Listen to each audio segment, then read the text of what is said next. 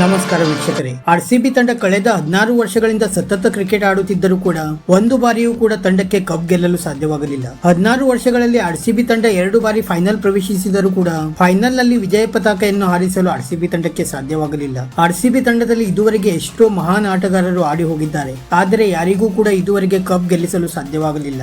ಆದರೆ ಇತ್ತೀಚೆಗೆ ನಡೆದ ಸಂದರ್ಶನವೊಂದರಲ್ಲಿ ಆರ್ಸಿಬಿಯ ಡೈಹಾರ್ಡ್ ಅಭಿಮಾನಿಯೊಬ್ಬರು MS ಧೋನಿ ಅವರಿಗೆ ಆರ್ಸಿಬಿಗೆ ಬಂದು ಕಪ್ ಗೆಲ್ಲಿಸಿ ಎಂದು ಮನವಿ ಮಾಡಿದ್ದಾರೆ. ಅದಕ್ಕೆ MS ಧೋನಿ ಅವರು ಕೂಡ ಅಷ್ಟೇ ತಾಳ್ಮೆಯಿಂದ ಉತ್ತರ ನೀಡಿದ್ದು, ಈ MS ಧೋನಿ ಅವರ ಹೇಳಿಕೆ ಈಗ ಸೋಷಿಯಲ್ ಮೀಡಿಯಾದಲ್ಲೆಲ್ಲ ಸಾಕಷ್ಟು ಸದ್ದು ಮಾಡುತ್ತಿದೆ. ಹೌದು ವೀಕ್ಷಕರೇ, ಅದಕ್ಕೂ ಮುನ್ನ ನೀವು ಕೂಡ ಆರ್ಸಿಬಿ ತಂಡದ ಅಭಿಮಾನಿಯಾಗಿದ್ದರೆ ಈ ವಿಡಿಯೋಗೆ ಒಂದು ಲೈಕ್ ಮಾಡಿ, ಮತ್ತೆ MS ಧೋನಿ ಮತ್ತೆ ವಿರಾಟ್ ಕೊಹ್ಲಿ ಅವರಲ್ಲಿ ನಿಮ್ಮ ಫೇವರೇಟ್ ಆಟಗಾರ ಯಾರು ಎಂದು ನಮಗೆ ತಪ್ಪದೇ ಕಮೆಂಟ್ ಮೂಲಕ ತಿಳಿಸಿ.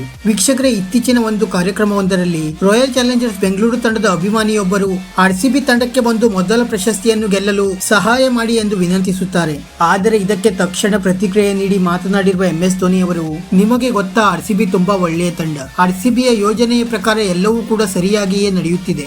ಆರ್ಸಿಬಿ ತುಂಬಾ ಬಲಿಷ್ಠವಾದ ತಂಡ, ಆದರೆ ಕೆಲವೊಂದು ಬಾರಿ ತಪ್ಪು ನಿರ್ಣಯ ಮತ್ತೆ ಆಟಗಾರರ ಇಂಜುರಿ ಸಮಸ್ಯೆಯಿಂದ ತಂಡದ ಮೇಲೆ ಸಾಕಷ್ಟು ಪರಿಣಾಮ ಬೀರುತ್ತದೆ. ನನ್ನ ಪ್ರಕಾರ ಆರ್ಸಿಬಿ ಸೇರಿದಂತೆ ಎಲ್ಲಾ IPL ತಂಡಗಳು ಕೂಡ ಬಲಿಷ್ಠವಾಗಿವೆ. ಇದಕ್ಕಿಂತ ಹೆಚ್ಚು ನಾನು ಏನು ಹೇಳಲು ಸಾಧ್ಯವಿಲ್ಲ. ಸದ್ಯ ನಾನು CSK ತಂಡದ ನಾಯಕನಾಗಿದ್ದೇನೆ.